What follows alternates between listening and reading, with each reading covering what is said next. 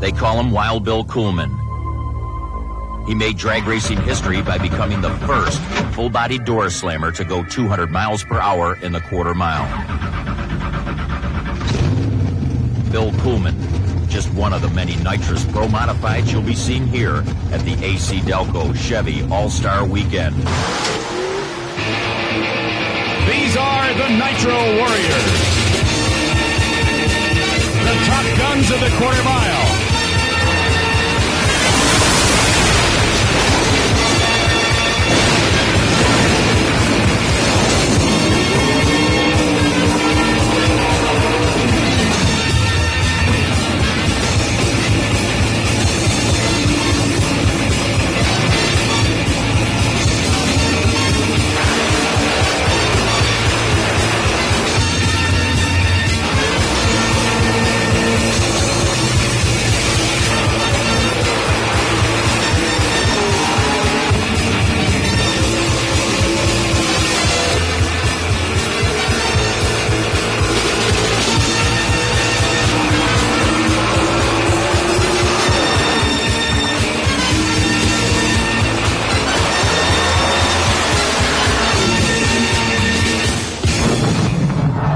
Oh, it's wild.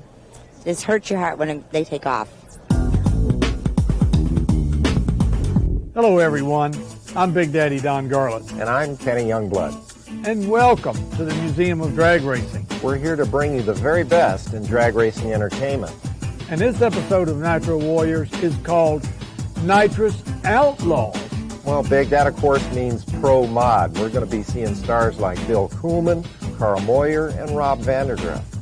Yes, and then we'll see the difference between blown versus nitrous oxide. There was a big controversy at one time about that. Absolutely, and today's show is significant because we're going to show you one of the first all-pro mod shows. Way back in 1990, this footage was shot at Edgewater Park, the Chevy All-Star Weekend. Then we'll be back to the museum here to show you some neat cars. So we'll be right back with Nitrous Outlaws after this break. Stay tuned.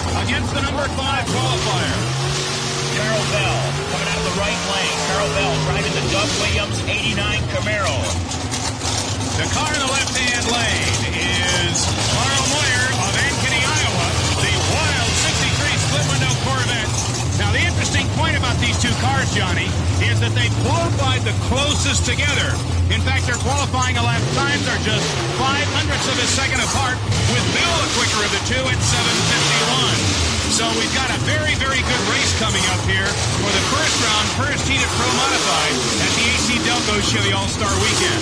Carol Bell utilizing a 697-cubic-inch Wayne County Chevrolet, while the Sonny Leonard prepared Chevy coming out of the left lane of Carl Moyer, 622 cubic inches. It's second gear time. And here comes the Corvette. Corvette 763 winning a lap time. Here come the next two cars. It's a 1990 Beretta, 615 cubic inch Dalton Automotive Chevrolet prepared out of Charlotte, North Carolina, nitrous powered. Wally Bell definitely will have his hands full here as the Ohio Valley Street Cars machine will be coming out of the right lane. Here comes the number one qualifier in the program from Knoxville, Tennessee. Vandergrift, of course, is 622 cubic inch Eagle Racing prepared big block Chevrolet on nitrous oxide. His crew chief Tony Smith is here with him this weekend, as he is always.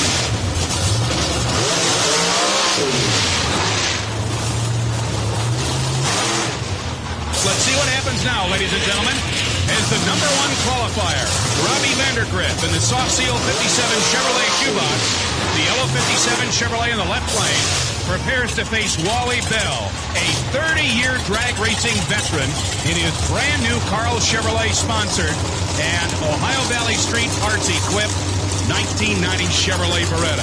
We're ready to go.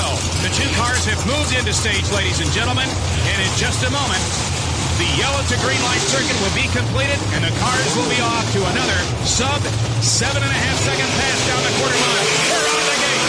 The Costco Chevrolet lead by a car length.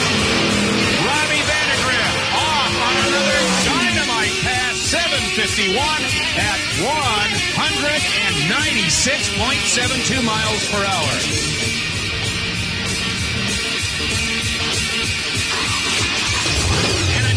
Sound in pro-modified drag racing, that of a supercharger on alcohol. You're looking at Jim Brozovich in his direct performance 1990 Chevrolet Beretta.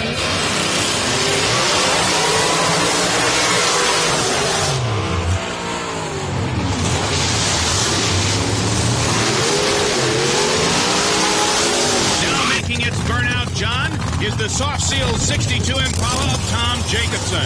Tom Jacobson from Rolling Hills, California, is a 600 cubic inch E-Black Chevrolet powered with nitrous oxide.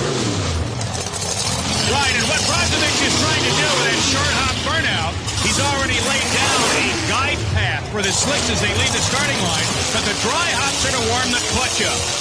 They're out of the gate. Impala in the lead in second gear. Will the blown Beretta be able to chase down the Chevy Impala? The winner is the Chevy Impala. Time 7:75 at 191.45 miles per hour. We begin to see now what appears to be a little puffs of steam coming out the top of the vehicle. The drivers are purging all possible oxygen out of their nitrous oxide injection systems, so that when they hit the button in mid-course, nothing but nitrous oxide enters those big block 600 cubic inch Chevrolet racing engines. We're now ready to accelerate from rest. Motors up, they're out, and Little taking the lead. Little with a bit of oil smoke coming from beneath his Chevrolet Camaro is still in the lead. Johnny Little goes 781 to win at 173.74.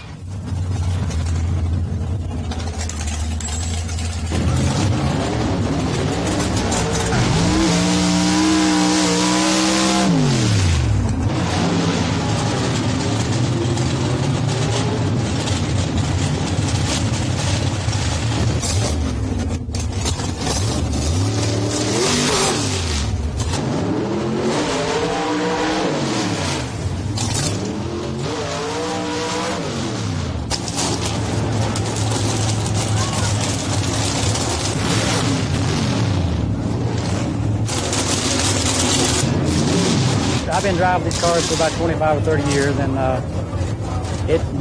I guess it's just in your blood. I've tried to quit 3 or 4 times, and somebody come by would lead me on a little bit, and here we are again.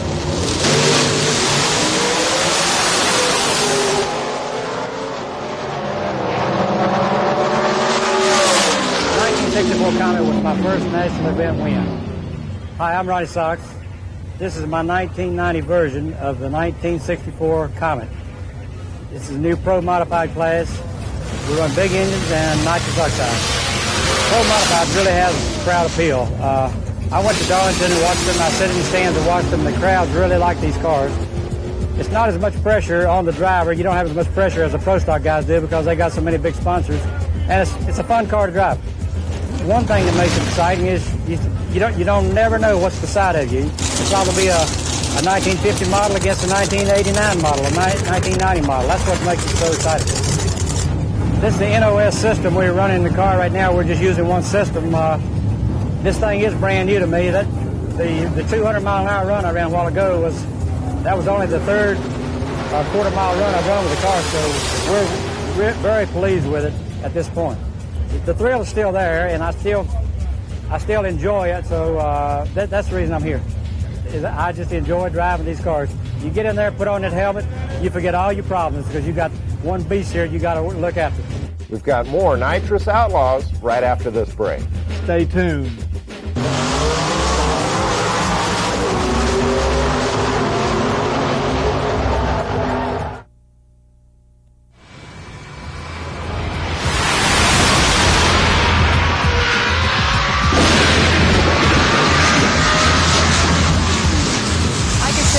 competitor. I'm one of the guys, and they treat me like I'm one of them. It's a little difficult. You know, they say that these cars are harder to drive than a top fuel.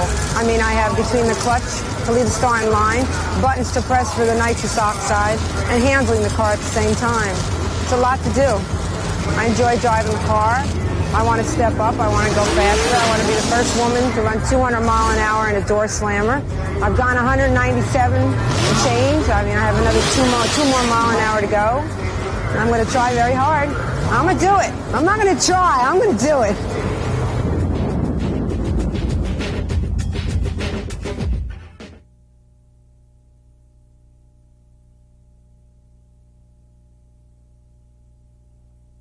These are the steely eyes of a killer. In this case, it's Killer Brooks, and the only thing he kills is the competition in the other lane.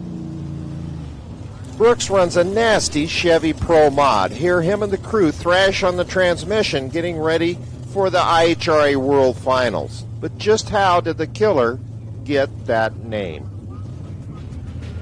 It was more or less on, I was so wild of a driver that everybody called me Killer because I didn't let no race get away. That's why they called me Killer. Well, I run a first-class operation. My crew and winning and first class of everything.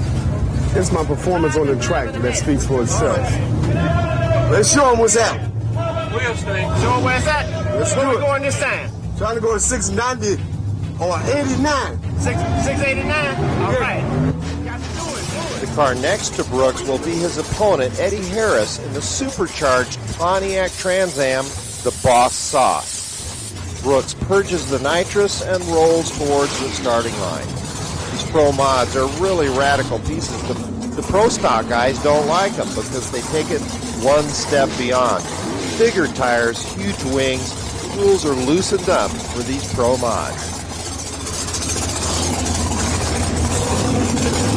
Brooks wants to run that 689, so he lines up carefully, gets into the water box, very meticulous about getting this car staged properly.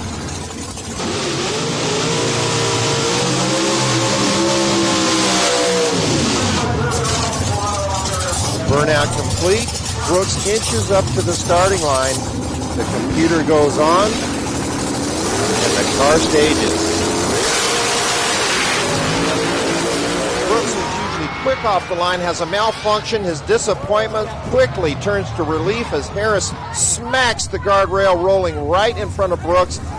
Look at Brooks's head on the replay. You can actually see him having a problem in there as his opponent crashes right in front of him and rolls the car 10 times. What happened, I have a two-stage system in my car, and there's two switches that operate it. I was so rushy in the car, thank God, that I went to flip both of the switches and hit one. The car stalled on me on the starting line. I consistently tried to switch the switch. When I looked up, the guy was in front of me. I had an accident 2 years ago. A guy crossed lanes here at this same particular track. I stayed in that lane. I tore up my car. This time I decided to change lanes and give it gas. And I lucked out that time.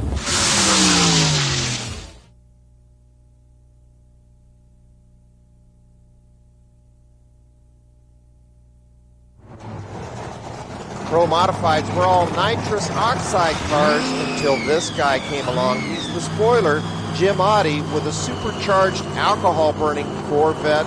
Fred Hahn at the wheel. This is now the winningest car in the category. Hahn and Oddy devastated their competition when they ran a 669 ET at Bristol.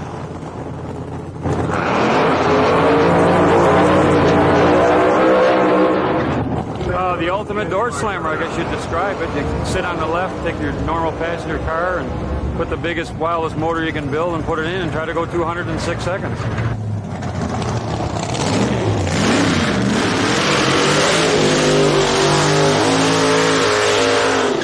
Well, when we looked at the rules, we could see we could do this either way, and being that we run blown door slammers since the 1960s, we just decided to do it with a blower, and I got a good crew and a great driver, and maybe we work harder than the rest. I don't know, but it's a real tough job. I'd compare it pretty similar to running a top fuel car from as hard as we work.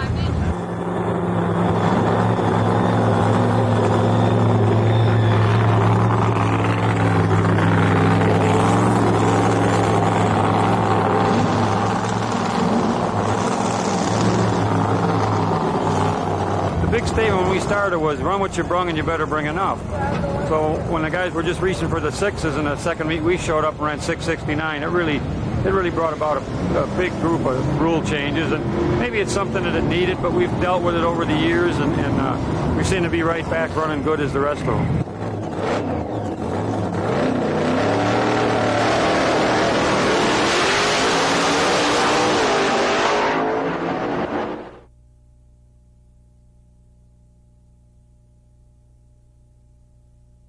Well, Big, it appears that NHRA might be changing their mind on that because we have seen the Pro Mods now at Gainesville and the U.S. Nationals last year. Yes, NHRA is running them as an exhibition class. They don't get any money, probably get a trophy, but the crowd loves them. Just watch how they hoot and holler when these cars go down the strip because they really are exotic. To me, they're more fancy and more exotic looking than even the funny cars.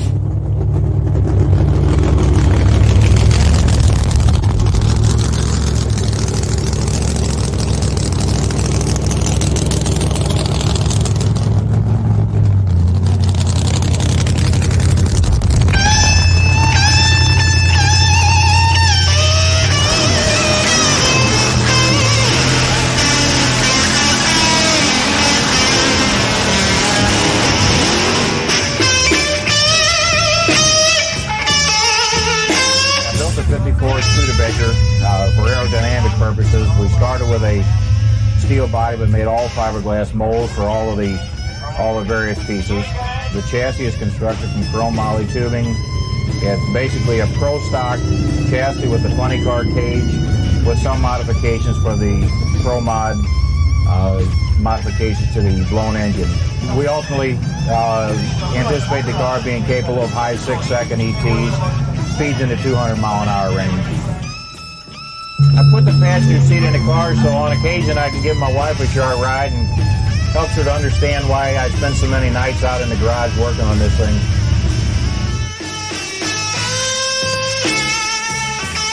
You'll see a special bit we put together on the Pro Mods right after this break. Stay tuned.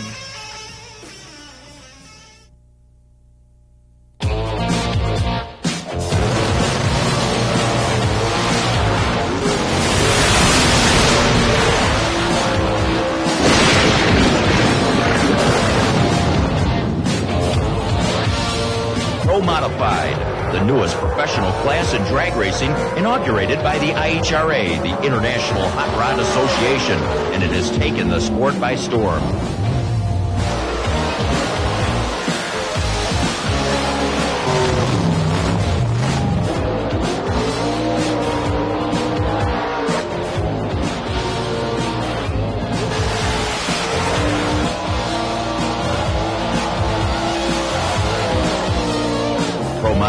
Nitrous Oxide injected mountain motors and the superstars of championship drag racing. Wild Bill Kuhlmann, the first man to go over 200 miles per hour.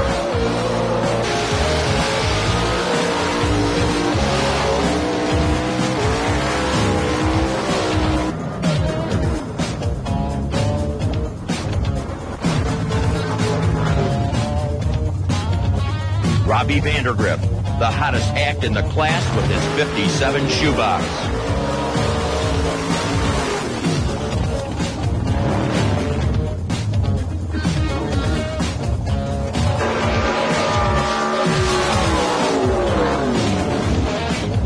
Charlie Carpenter, first man to put nitrous bottles in his 55 shoebox.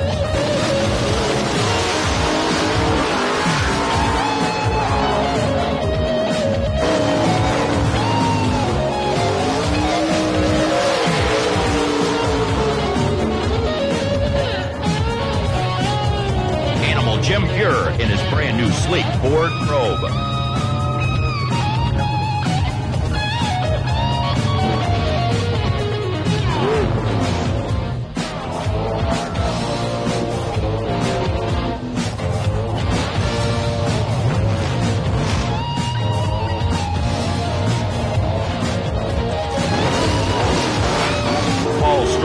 in his eerie, classy, pristine Plymouth.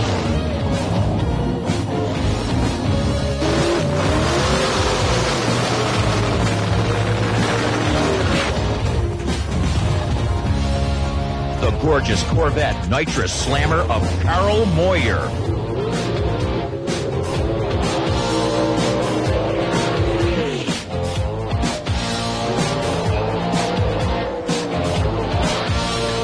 Professor Norm Wizner's Mega Ford.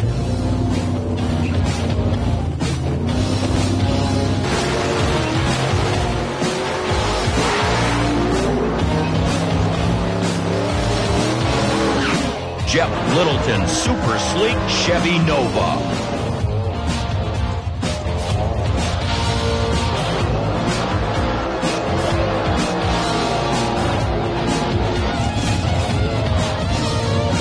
Mike Ashley's high-tech super aerodynamic land missile, a Chevy Beretta.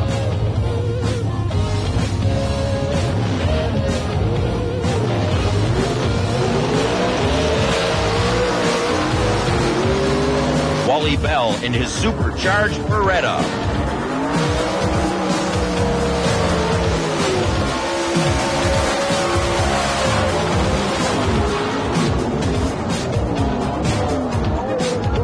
The Lone Star Racing Camaro of Donnie Little.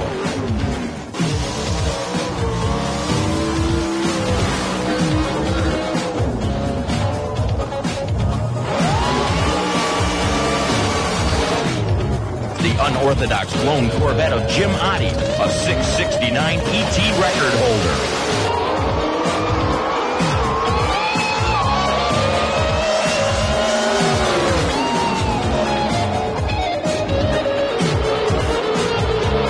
Wild, unpredictable, outrageous, they've injected drag racing with a new enthusiasm.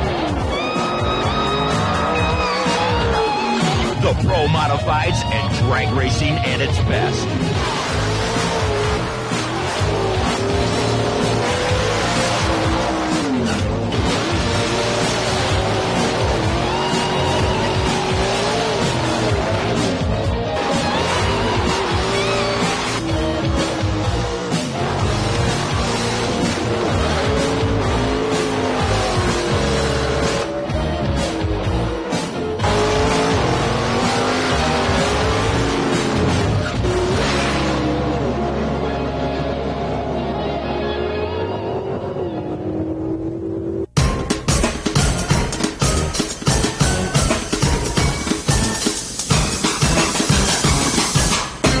In our next segment, Nitro Warriors takes a look at Animal Jim. You know, Big, it's been a while since drivers have been out there with nicknames. You think these guys are bringing a little showmanship with them? What do you think? Stay tuned.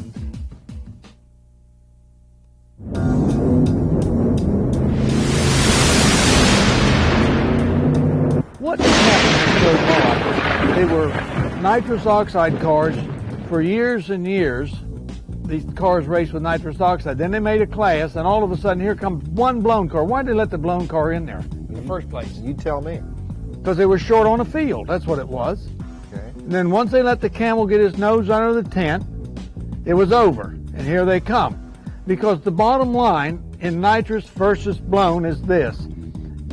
If it ain't blown, it sucks. Of course, you're referring to the engine sucking nitrous, right? Yes, I am. And those nitrous boys was trying to suck so much nitrous to keep up with those supercharged cars that I've seen the intake manifolds just blow the whole hood right off the car because there's just only so much of that liquid that you can get in there at one time. The supercharger definitely had an advantage. An advantage. I like the nitrous cars myself. I think a lot of the other fans did too. Oh, they did. They loved them. And I'm so sorry that they ever put the superchargers into the class. It should have been a totally separate class. From the mountain-motored power plants that generate 1,500 horses to the low, sleek body lines of the most radical cars. The Pro-Modified Nitrous door slammers have the fastest-growing audience of fans to ever witness quarter-mile combat. Nitrous Outlaws, the Pro-Modifieds. What makes these racing machines rip the strip at over 200 miles per hour in less than 6 seconds? In 2 words, it's nitrous oxide. Here's Englishtown Raceway Park, one of the first tracks to bring the pro mods in for match races. Track photographer Norman Blake, who's been there since the beginning, gives us his take on the Nitrous Outlaws. I think they're like funny cars with doors and on gasoline with all the nitrous and stuff like that. One thing, you never know what's going to happen next with them. You know, they fly, either they fly or they do something goofy, it seems like. Seen a low 6-second run, like a 6:15 pass in that, or one that maybe like a burnout that's like 3/4 of the racetrack, back it up and run a great time. You know, that kind of thing. Pro mod racer Animal Jim Fuhrer. That's like being shot out of a cannon. These cars leave the starting line about, I'd say 4 Gs it seems to be on my computer. They hold about 2 Gs all the way down. It's a pretty exciting ride.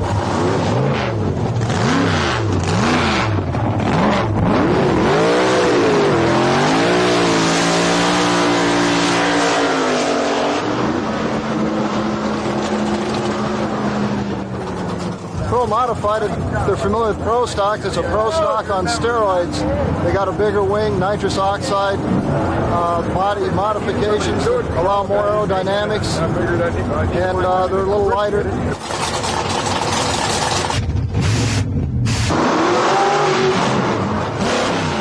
Today's Pro Modified is very competitive, not only in IHRA national competition, but also in circuits like the U.S. Super Circuit here and also in match racing. Right now, it looks like the blowers have a slight edge on the nitrous cars. You just hear them warm up and hear the tremendous power. There's no way I can make my car sound like that.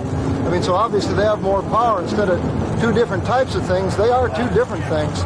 But at the same time, the mix creates a lot of excitement and controversy amongst the fans.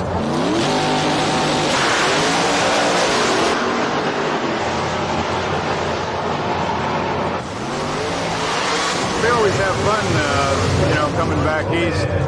There's very few pro mod cars in California, and so, I have to come back here and run where the fast cars are.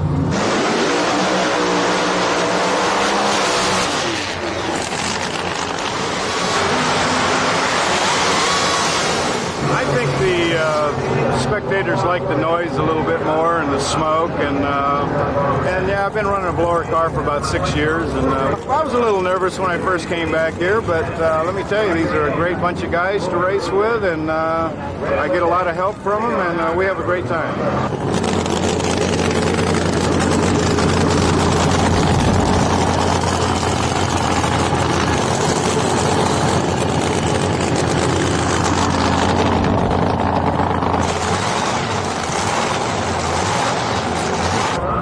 Like to see them stay with the old nostalgia type look, but the cars are going so fast that we're liable to have to change to a lot sleeker car.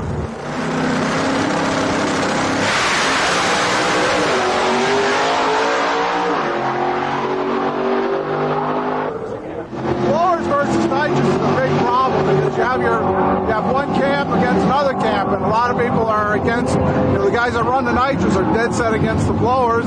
The guys that run the blowers feel that it's a better way. And I think what you got to do is you have to look at it where you almost really have to have 2 separate classes. You have the blowers and then the nitrous cars. I mean, Bill Kuhlmann was trying to do that last year. We was trying to run load combinations, but it's really not.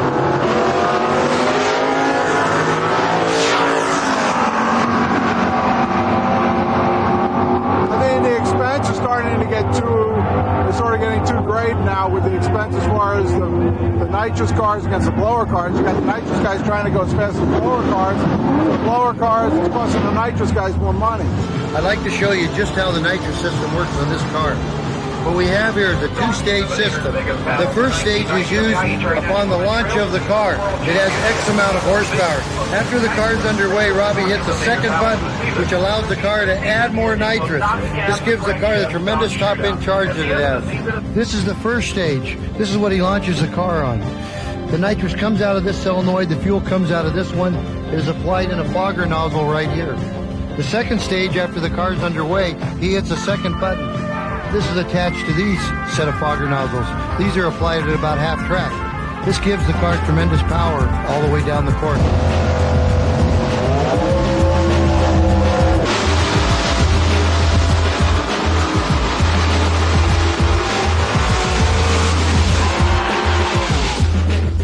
Hold on for more Nitrous Outlaws right after this break.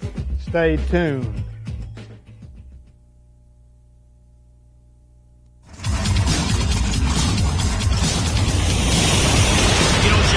Love this rummage-a-brung. You've got mountain motors, 700 cubic inches. You've got blown on alcohol. You got 2,400-pound machines, 6-second ETs, 200-mile-an-hour passes. Oh, that's what drag racing is all about, Johnny Moto. Take the biggest engine you can get, put it in the safest, lightest vehicle you can build, and come out to the drag strip and play Russian roulette on the quarter mile with it.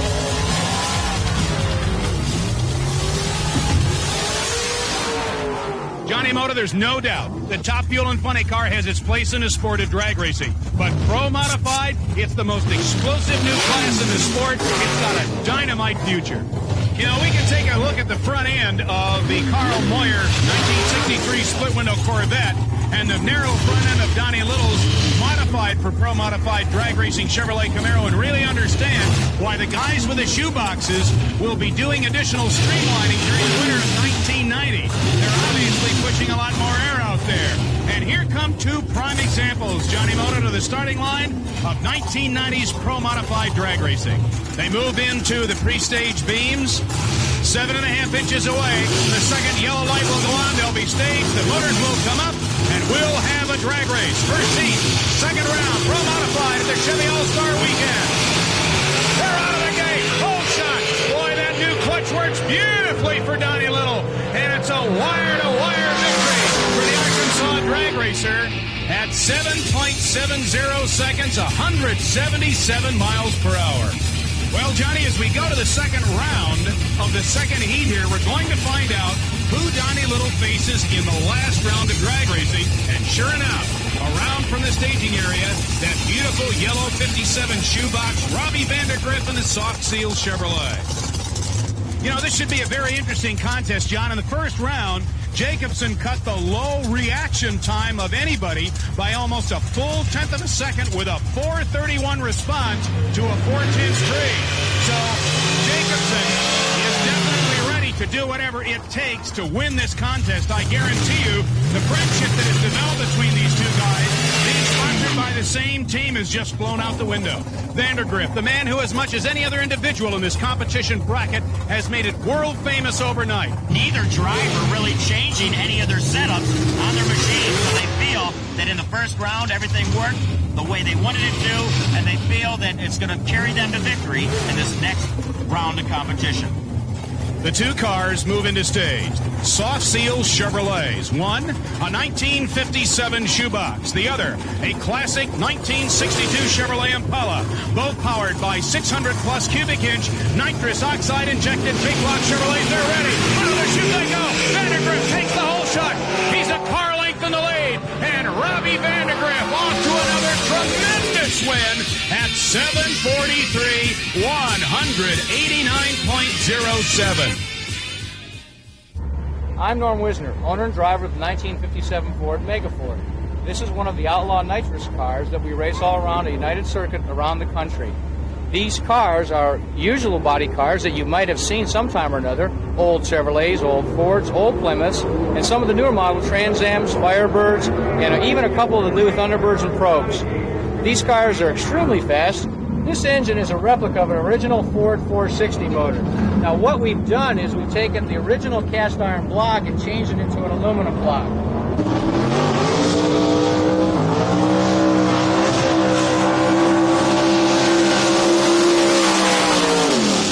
The motor in this case is 638 cubic inches, so you can see that we've borne it out and stroked it a whole lot bigger than what the original 460 motors were. The frame is made out of 4130 chromoly tubing. The McPherson strut is something that's used very similar on the cars that we have today. The cars themselves have a lot of lightweight fiberglass and aluminum. As you can see, the doors come off the car. They're made out of very lightweight aluminum and fiberglass. This door is so easy to take on and off, and it is made that way so that we can work between rounds and replacing parts that we need to inside the car. with my assistant here, Jerry, who's my crew chief, we can put this door on the car in a matter of a few seconds. Nitrous oxide, as probably most of you know, is what we commonly call laughing gas. Now, we use it a little bit differently than what the doctors and dentists use it for. We use it as a fuel enrichment enhancer. The nitrous system on this car utilizes two different systems. It's got an injection system that directs it directly into the nozzles of the car, or it's got a system that goes inside the manifold. Now, the nitrous oxide that we use is injected as a liquid. What that does, it expands and changes into a gaseous form. What we can do here then is we can burn more fuel. Nitrous oxide does not burn, but it does burn more fuel. So aesthetically, what we can do is put a lot more power in the motor by simply putting more gas and more nitrous into the motor. Well, everybody thinks the carburetors are the way to go, like the old style of tuning, but there's a way for blowers too, because on a bad air day and that, they make their own air and stuff, and they're the ones that can fly. That's what I think. What they think the unfairness is, because you like weigh one against the other, so to speak, and they feel the blowers have got the advantage in that, because they can make their air as to where the guys with carburetors can't make the air, and they got to really tune to try and catch up to those guys. The nitrous that we do inject in the motor is very, very critical that we do maintain the proper pressures. We do keep the nitrous pressure exactly to where it needs to be, as well as the fuel pressure. In order to keep that, we do have some other things that we must do. These two lines over here are what we call purge lines.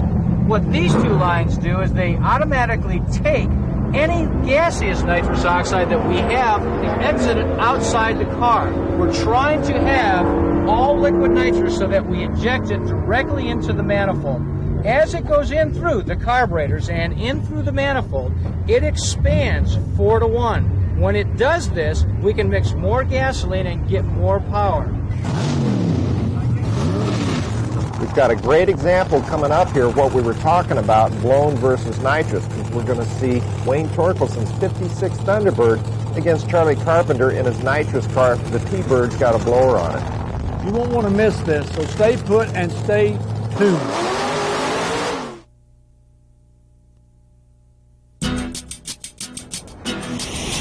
In this next segment, Big, we've got a good example of blown versus nitrous. Wayne Torkelson's Thunderbird against Charlie Carpenter's nitrous 55 Chevy. Now, who do you think's going to have the advantage here? Well, I've always said that the supercharger has the advantage over nitrous because they can speed the blower up. There's all kind of trick blowers. There's better blowers. There's not as good of blowers. You have a lot of variables with blowers. And nitrous, you just have to put the nitrous in. You got so much nitrous, that's all you can do. You can't increase the pressure in the manifold with nitrous, but you sure can with a blower. So you're saying there are limitations to nitrous applications? Yes, there certainly is. You can only squirt so much of that liquid nitrous into the combustion chamber, and then you got a problem. Whereas supercharger is taking the air out of the atmosphere and smashing it, crushing it, making it more and more pressure. There's hardly any limit there. Some years ago, there were some guys experimenting with nitrous oxide and fuel motors. Did you ever try that? Never tried it myself, but it certainly was done, and I believe that first 5-second run that Pernod made was with nitrous oxide. Of course, that blew everything up because with nitromethane, you really got a problem when you add nitrous oxide to that. How about a Pro Mod, say, with a blown alcohol engine and add nitrous on top of that? Well, first of all, they wouldn't allow that, but it would make it go lots faster. So nitrous just about going to help anything you put it in?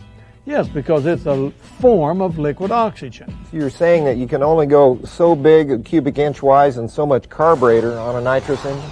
Well, you could put all the carburetors you wanted to. They can squirt as much volume of nitrous oxide as they want into the engine. But the engine, because it is sucking the air out of the atmosphere, can only suck so much air in there. So at a point, there's no reason to put any more oxygen. You need actually more air out of the atmosphere. Which, of course, you can accomplish with the supercharger. Exactly.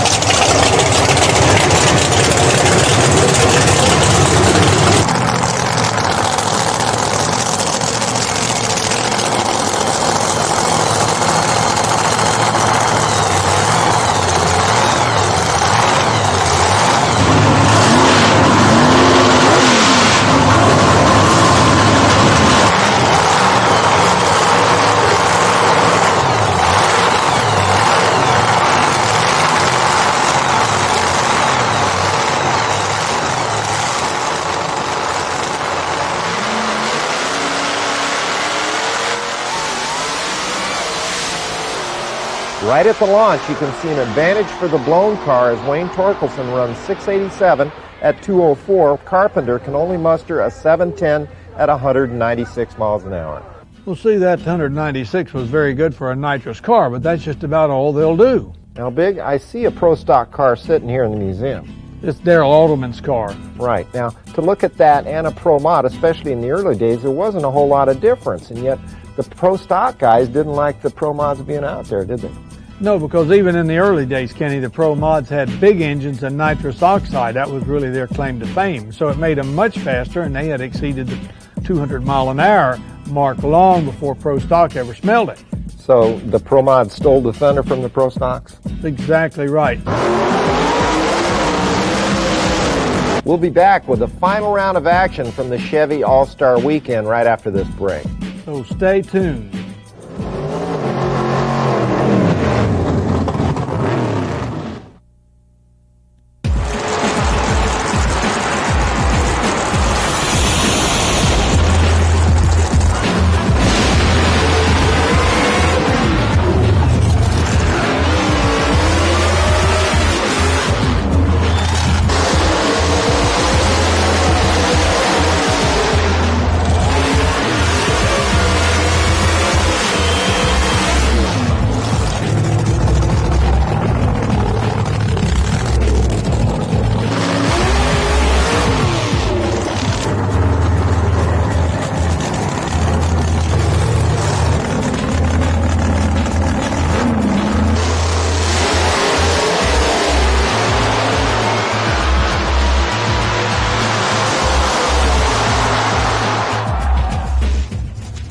The stage is set here at the AC Delco Chevy All-Star Weekend. I don't think you could ask for a better pair of machines to come into the final, the number 1 and 2 qualifiers.